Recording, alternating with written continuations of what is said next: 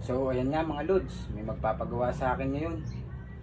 Motor niya is Honda Dash. Ang problema nito, maingay daw yung makina, so possible yung connecting rod may problema or piston. So ito nga po pala yung motor.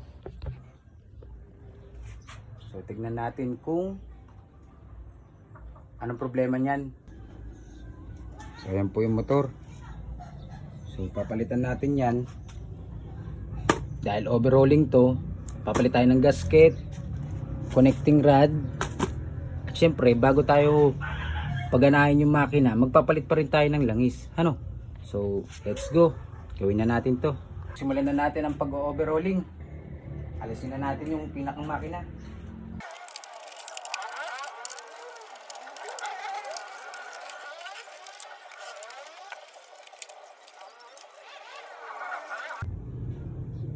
So yan nga mga lods, may access na tayo sa mismong engine. So kailangan natin baklasin to. Magpapalit kasi tayo ng block tsaka ng connecting rod.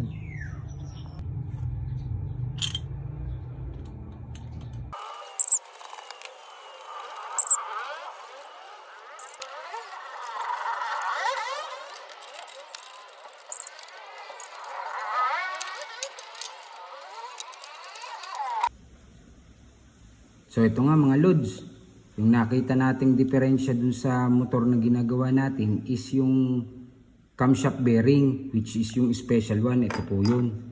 So basag po to. So ito po ay inalis ko at ginamitan ko ng press para matanggal siya dito sa pinagkakabitan niya. So ito po yung tinatawag na camshaft ang motor na inaayos ko. So okay naman po siya, wala po akong nakikitang ibang problema kundi yung bearing lang. So i-order ko po ito. So ayan nga mga lods, nakakuha ko ng special bearing. So ito po yung bearing na kailangan kong ikabit dito sa ating camshaft. So ano ba yung bearing?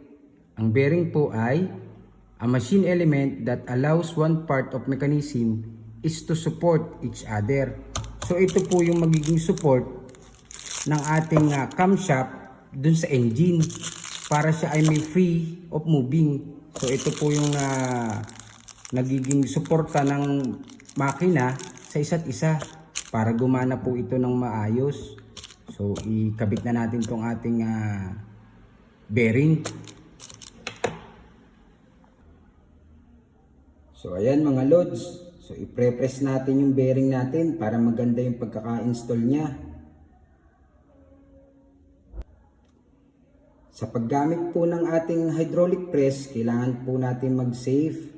Lagi po natin tatandaan na kapag may ginagawa tayong mga bagay-bagay, ay kailangan nandun ang pag-iingat. So kailangan po natin ng safety goggles dito, tsaka ng gloves para maganda yung pagkaka-install natin ng bearing. So ayan po, pwede na po nating i-press yung bearing natin. So ilagay po natin ito dun sa ating paglalagyan.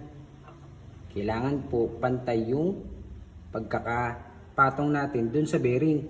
Then ginamitan ko po ng extension para sumakto yung pagkaka-install ng bearing dun sa mismong camshaft. So tara, samahan nyo ako.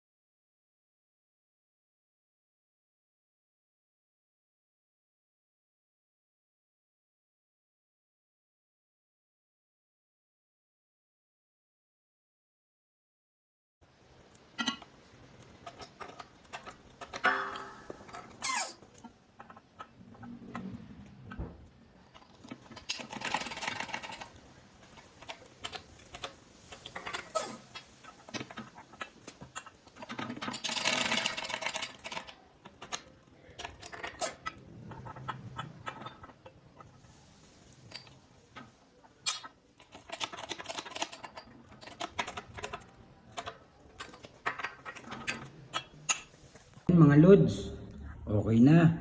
Naikabit na natin yung bagong bearing. So mamaya ilalagay na natin to sa motor na ginagawa ko. So ayan mga lods. Ayan yung top dead center position ng piston natin.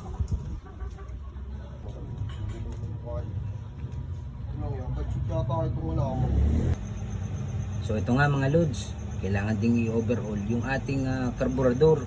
So napakadumi na nito, so kailangan natin linisin para mapaandar na natin yung ginagawa nating motor. So ayan, naka-install na po yung bagong block, yung kanyang cylinder head, tsaka yung valve cover. So ilalagay na lang natin ito mamaya kapag nalinis na.